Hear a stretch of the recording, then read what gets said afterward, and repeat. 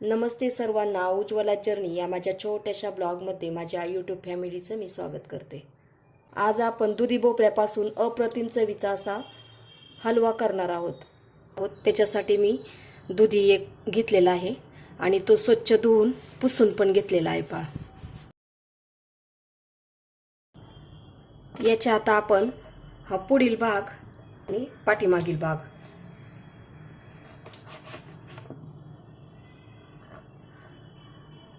हा बाजूला काढून टाकून देऊया। त्याच्यानंतर असे त्याचे छोटे छोटे तुकडे करून घेऊयात अगोदर।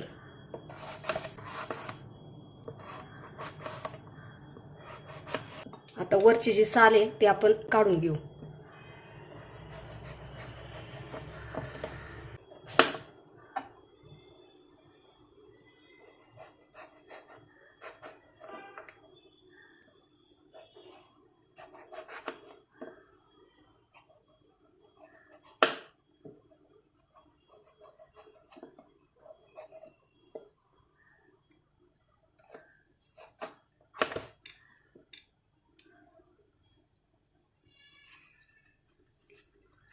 ह्या भागाच्या बिया असतात ना त्या सुद्धा काढून घ्यायच्या, कारण खिसताना मग त्या बिया मध्ये मध्ये येतात, त्याच्यामुळे असं बाजूला काढून घेऊयात। थोडंसं जास्त नाही काढायचं, हे तो असा काढून घ्यायचा व्यवस्थित।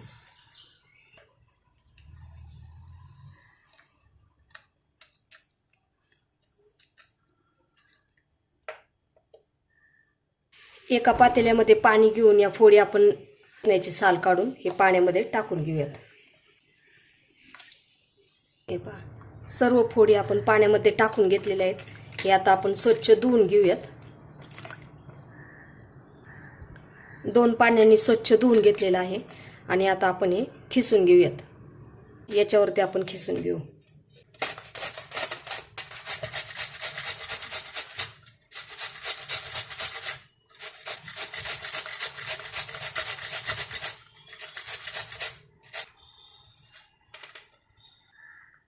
खिसताना सुद्धा अशा बिया येतात ना, त्या सुद्धा बाजूला काढून टाकूयात। हा दुधी हलवा ना खायला खूप छान लागतो, त्याच्यामुळे तुम्ही सुद्धा एकदा असा ट्राय करा। चवीला म्हणताल तर खूप छान लागतो हा। स्वीट काही खाऊसं वाटलं ना तर हा असा दुधी भोपळ्याचा हलवा नक्की करा। आता आपण सर्व फोडी अशाच पद्धतीने सर्व खिसून घेऊयात।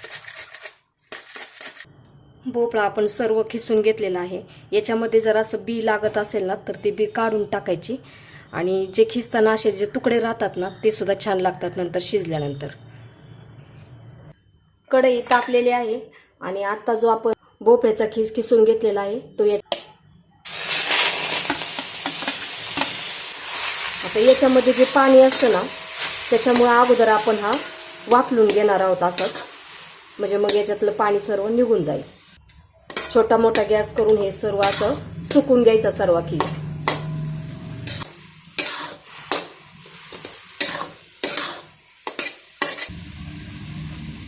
भोपळ्याचा खीस फुल गॅसवरती मी असं परतून घेत आहे, त्याच्यामुळे पटकन असं त्याच्यातलं पाणी सुकून जातं पहा लवकरच।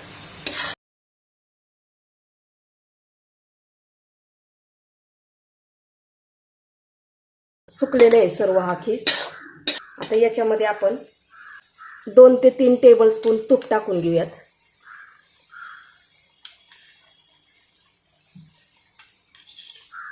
तीन टेबलस्पून आपण तूप टाकून घेतलेलं आहे। आता याच्यामध्ये छान असा परतून घेऊयात, त्याच्यामुळं खाताना खूप छान लागतो। असा परतून घेतला ना तुपामध्ये त्याची टेस्ट अजूनच वाढते। मग भोपळ्याचा खीस परतत आहे तोपर्यंत आपण पातेल्यामध्ये साई होती ते मी परतून घेतलेली आहे पहा।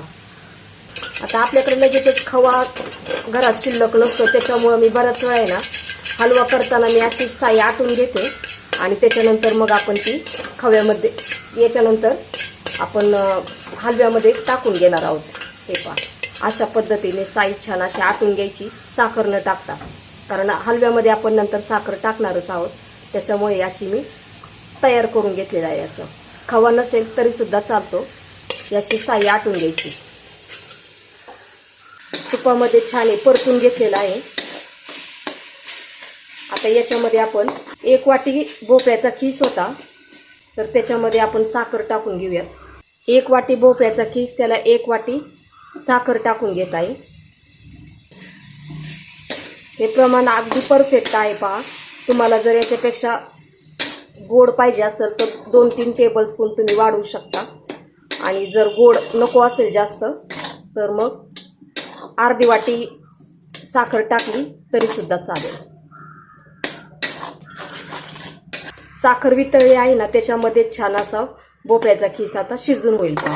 भोपळ्याचा खीस पूर्ण शिजून घ्यायचा आता. याच्यामध्ये जे आपण साई आटवली होती ती याच्यामध्ये टाकून घेऊयात.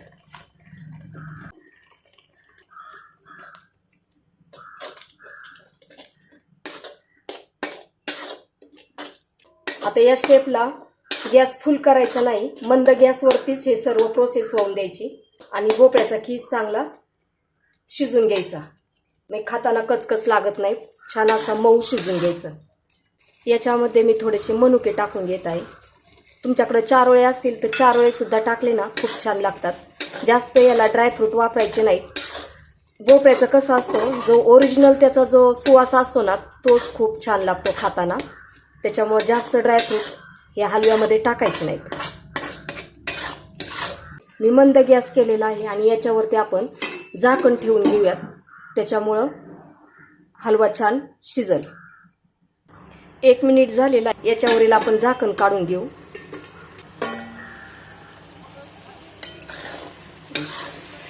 कारण जास्त वेळ ठेवलं तर खाली लागण्याची शक्यता असते, त्याच्यामुळे 1च मिनिट ठेवलेला आहे.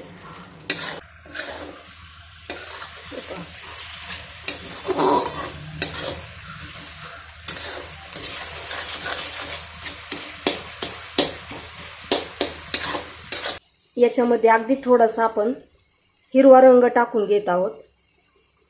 तुम्हाला टाकायचा असलं तर टाकू शकता, पण आपण जी भोपळ्याचा हलवा करत आहे ना तो ग्रीन कलरचा दिसला ना तो छान दिसतो पहा. त्याच्यासाठी आपण अगदी थोडासा हिरवा रंग टाकून घेतलेला आहे. खाण्याचा आहे.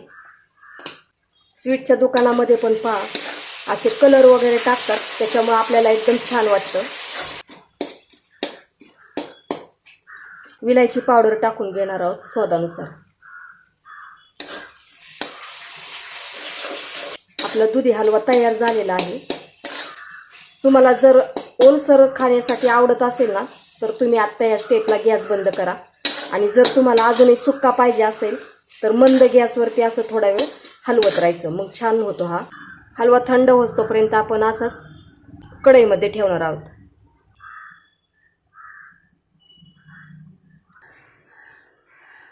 छान असा आपला भोपळ्याचा हलवा तयार झालेला आहे.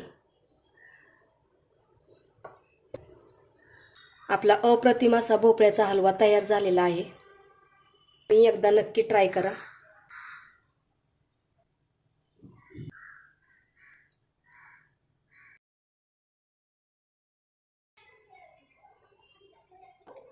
तुम्हाला हा माझा व्हिडिओ कसा वाटला? व्हिडिओ आवडला असेल तर लाईक, शेअर आणि सबस्क्राईब करायला विसरू नका. धन्यवाद.